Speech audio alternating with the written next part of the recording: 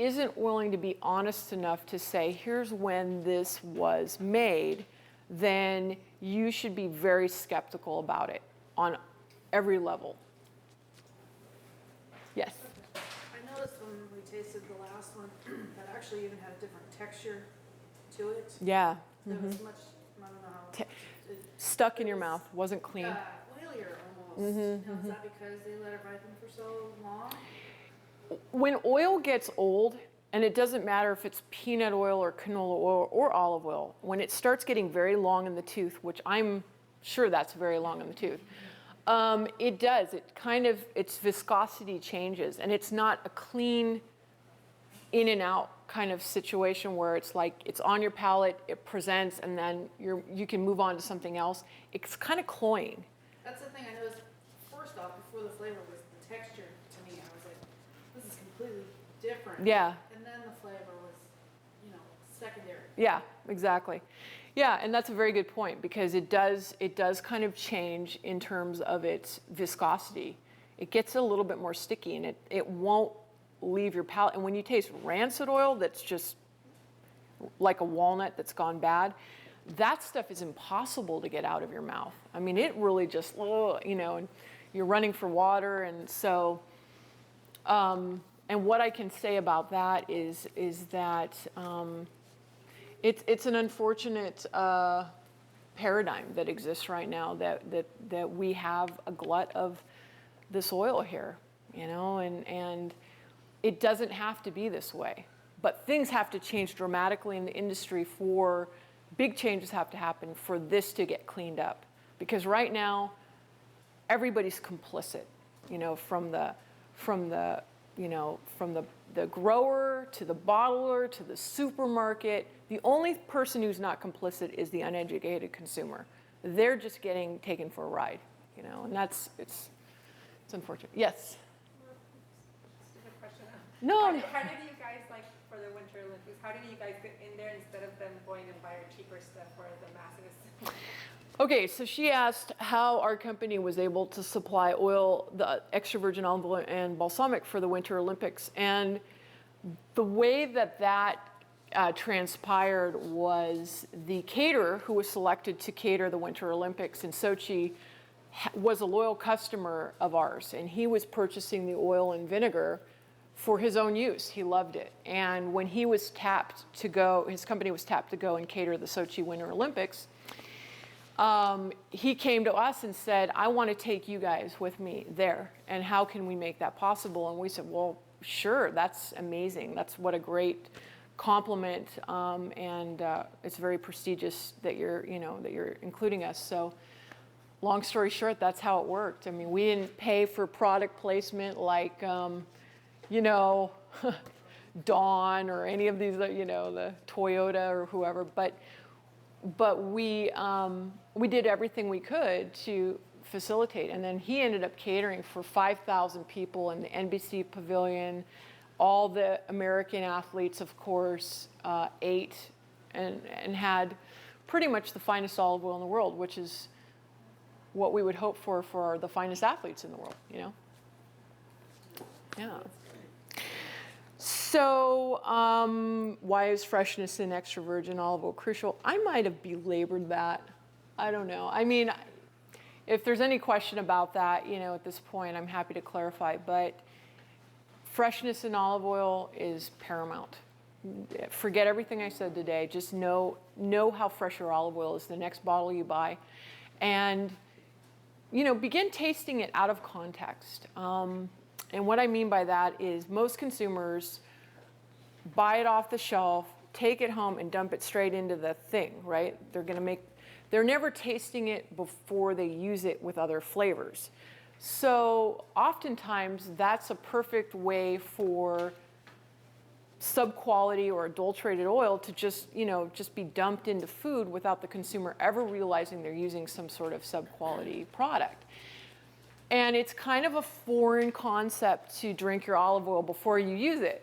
But, that's really important. It's like tasting coffee or wine before you pair it with food or put cream in it. You want to know the characteristic of your coffee before you actually, or your wine before you actually pair it with other flavors. And that's one of the, unfortunately, you have to commit to it and purchase it off the shelf if you're going somewhere other than a store like this one that lets you go into the proposition eyes wide open. You're just going to hope you buy it and get it home and it isn't defective like this, or worse yet, adulterated. I haven't really talked about what the word adulteration means in olive oil, but it makes up 30% of the supermarket category. So adulteration is it didn't even come from an olive, some other thing. So you've got the lion's share of everything on the shelf as not extra virgin, and it's maybe not because it was poor quality fruit that just festered and now it can't be called extra virgin. And then even within that category, you have about 30% that's adulterated, and that means someone is taking canola or soy and dyeing it and hoping the consumer doesn't know. It could also be refined olive oil, which is what you see in the bottle that's called Bertolli, pure, a light, 100% pure or light. You guys have seen that, right? The extra light. That stuff is refined. It's been stripped out. It had to be cleaned and deodorized because it was unfit for human consumption. And so they strip it out and it no longer has any nutrients. It's been denatured. I know. Am I depressing everyone? But you know what? Fortunately, no, because I have bought olive oil here for years. So I use that to keep my pasta from sticking together in the pot, and that's it. I cook with from here, so I'm like, wow, I'm really glad we're doing that. Yeah. Well, it's a yes. The other thing is that since most consumers don't have access to anything other than what we tasted here, that's what they're used to. They're not going to know that it's not. That's from a taste point, and taste is so subjective. Yes. You may actually have a difficult time converting them to something like this. You're not only really right, you're 100% right. Yeah. And so because for decades, for at least 100 years, that olive oil has been imported into the United States. This is what people are used to. This Bertolli is what we're used to consuming.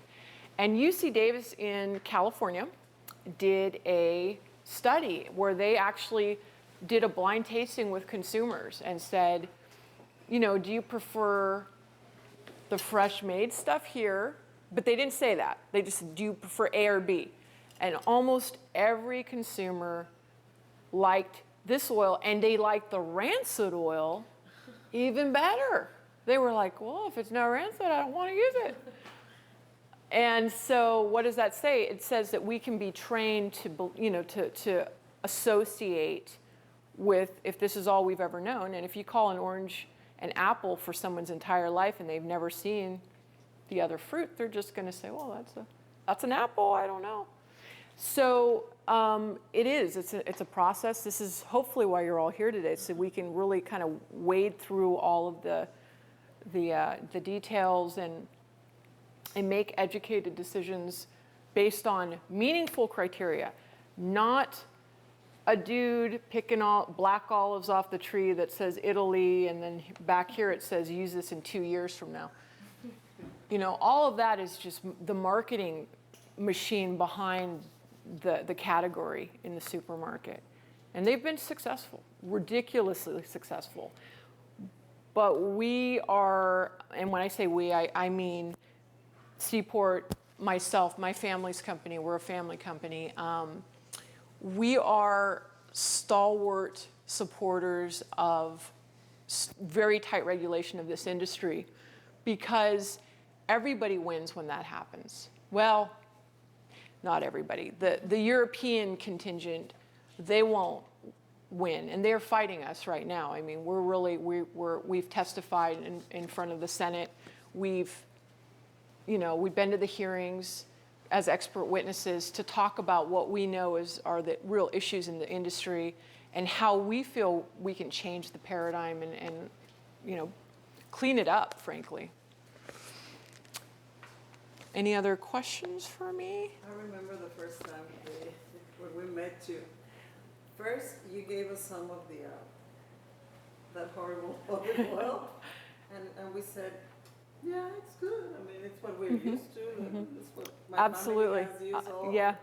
our lives. Yeah. And then you had us try the different, and then you had us go back to the first one, and it was like, ugh. Yeah. It was incredible. And nothing speaks louder than your palate. Nothing.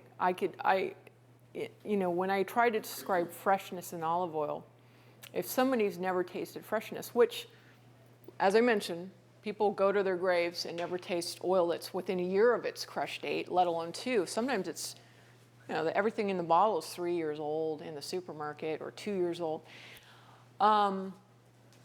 Describing what fresh tastes like is nearly impossible. You can't quantify it or put it into words.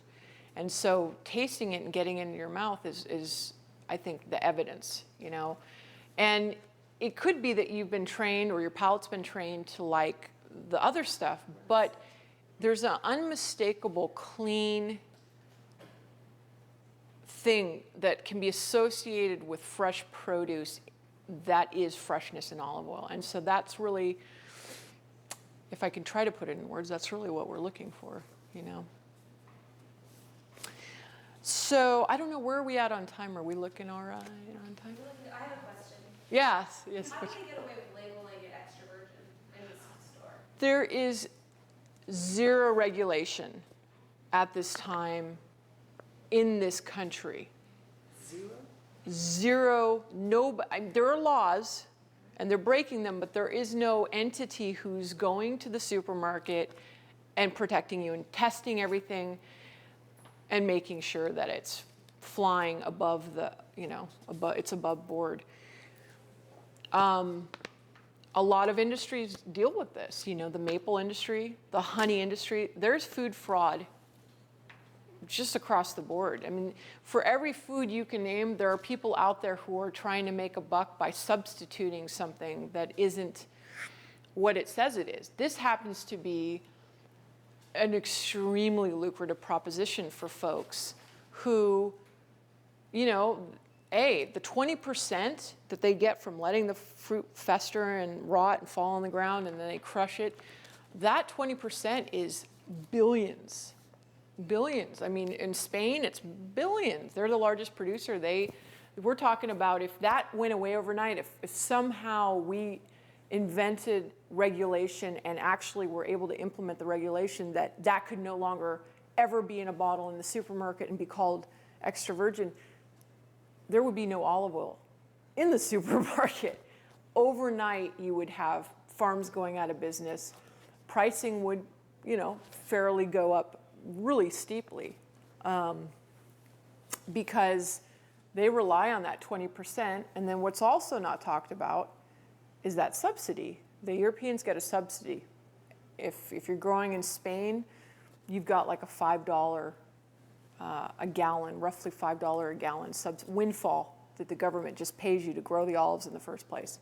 If you didn't even pick them, you'd still have $5. So, there's a lot that needs to be changed. But yeah, there is no regulation. And so as long as the Europeans are basically dictating and driving this thing, which they are at this point, we're trying to push back and protect the consumer here, but. What you're saying is that there is regulation, but no enforcement of the regulation.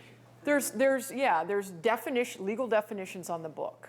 And there's nobody testing it to make sure. And the testing methods are now antiquated because and also the people in charge of testing it are the people who are doing the bad things. So you put the International Olive Oil Council, which is located in Europe, in charge of deciding if everything that comes here is awesome.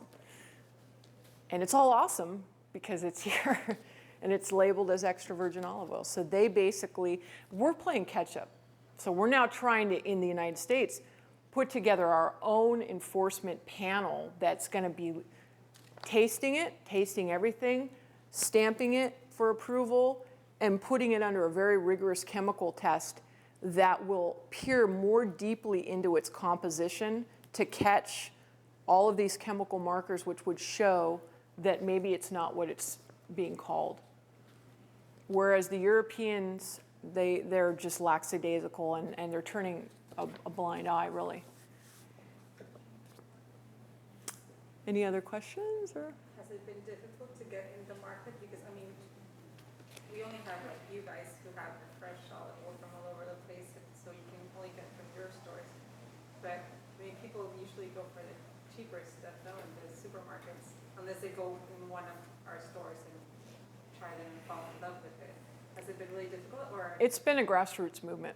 I will call it a grassroots movement because it clearly can't happen overnight. We're trying to win the hearts and minds. We're trying to change the way people look at this product. And because we've done some extensive studies on not just the, what I would say is the more arguable characteristics of olive oil, which is, the sensory side of things.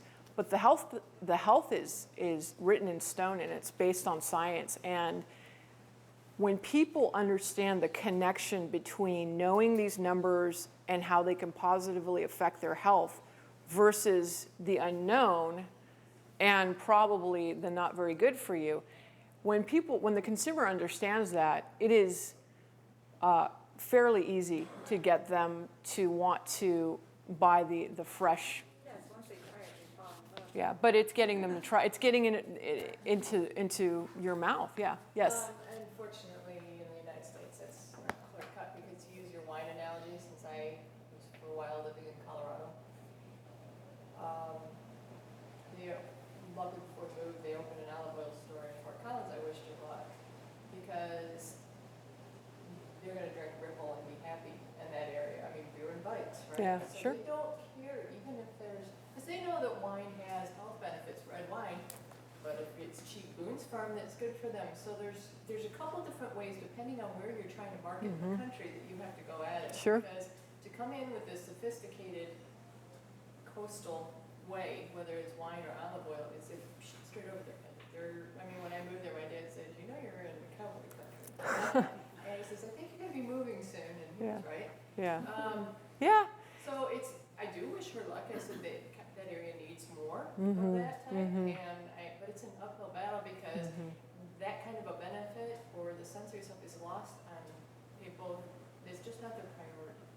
They've got bigger issues to worry about in that part of the country. I guess I agree, but I think that if you look at the price structure and you look at the difference between this right here and what it would take to get you into what is verifiably very good for you and also is going to make your food taste better, it's not a huge leap. And I know what you're saying. I hope you're right, because it would be great to see Yeah. that availability. I get transferred Yeah. around, and it's very frustrating when I find myself in an area that I don't have access to this kind of stuff. Yeah. There's oil here.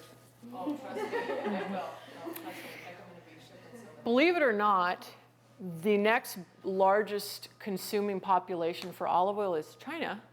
And China, I know, I said that, I didn't stutter either. And India is actually emerging too. And that doesn't even fit into their lexicon at all in terms of culinary application. They don't have a place to put olive oil yet because of the health benefit alone. Let's take the sensory side out of it. They are rampantly seeking. So they're seeking quality.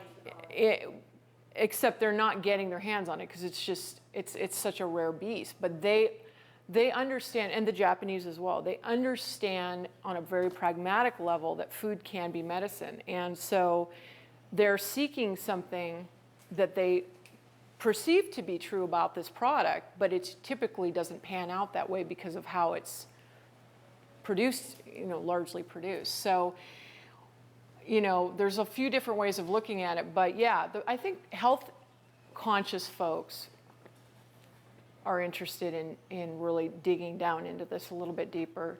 And then, of course, if you like good food, this makes your food taste better. But it's not going to be an overnight thing. Obviously, I mean,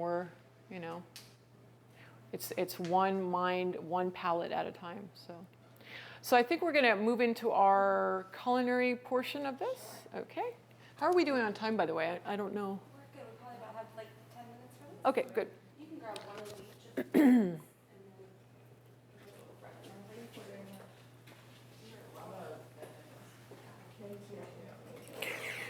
So the first thing we're tasting is, No, I'm okay. I'll just wait a second. It might take me a second. Maybe I'll put this right on there. Oh, you need more than one little piece. I did have a question too. any other questions I can take while we're, yeah. From the time that the olive has been crushed, how long is the process before you get all these numbers? That's a good question. So it's roughly, we use a lab in Australia, first off, to test all of it. Sorry, what was the question? Her question is, from the time that the oil is crushed, how long does it take us to actually get all this laboratory feedback? And typically, it's crushed and sent immediately to the lab, but the lab is in Australia. So no matter where it's made on the globe, we're going to Australia to get it tested. And that's kind of interesting, right? Why Australia? Because the most awarded and sophisticated testing lab in the world is in Australia. And not just because I say so, the American Oil Chemists Society has awarded it as the most sophisticated lab in the world. All they do is test olive oil. You know, a lot of labs that you could send food to test whatever you send them. They'll test coffee or honey for adulteration or whatever for mold or bacteria. These guys, olive oil. And they've been doing it for about 15 years now. And they are really pioneers of helping UC Davis in California, which is a little bit behind in terms of their sophistication, their lab, helping them come up to speed so that they can be a bigger part of this process in the United States of vetting authenticity and making sure product is true to label, because UC Davis is going to have a big role in this. They're training the USDA right now in terms of like making sure that everybody in the USDA is up to speed so that when they, you know, when imports are coming in, they can go, okay, time out, let's check this stuff. Let's check it and make sure it's valid. It's coming in with an extra virgin label, is it really even? So. But you guys do that for all the product you sell, or does each producer sell? No, we do. They give us, okay, so the question was, do we do it or does the producer do it? Both. So the producer will not, we will not get a drop of oil from a producer that does not have a certificate of analysis from a lab. But then we go ahead and verify on a second look with modern olives in Australia because they're the best. And you know, it's not that we don't trust, but it's kind of trust but verify. So what's the time? Oh no, and it's a good question. It's about a week. About a week? About a week, yeah. It doesn't take too And long. when they do send their samples, have they already crushed everything they had? No. Or do they wait for that okay? No, that's a great question. Okay, so this is, I don't know, we have maybe 5 more minutes. I'm going to try to answer it. So when the olive oil producer sends the oil to the lab and we look at the chemistry, have they already crushed everything? For us, they have. That's it. Because it's a window of time and it's a very small window of time. And let the chips fall where they may, because we can't wait a week in that maturation process. It will make a difference in the chemistry. And so we commit to buy fruit on the tree and have it crushed to our specification and let the chips fall where they may. And if it doesn't meet our specification once we get it in, we simply don't make it available. But that has not happened because it really would take some sort of catastrophic act inside of the process. I mean, they'd have to do a lot wrong to make, like I said, it's not rocket science. We have a very formulaic method of how we want the fruit produced. You pick it at this maturity index, it takes 4 hours or less to get it into the mill. You crush it at this temperature, which is a very low, you crush it and then malax it at less than 65 degrees Fahrenheit. Most mills crank up their malaxer temperature and they'll go into all the way up to 80. This is where cold pressed, okay? So technically, legally you can make your paste hotter, and the reason you do that is because more oil will come out. It makes the oil flow out of the tissue faster.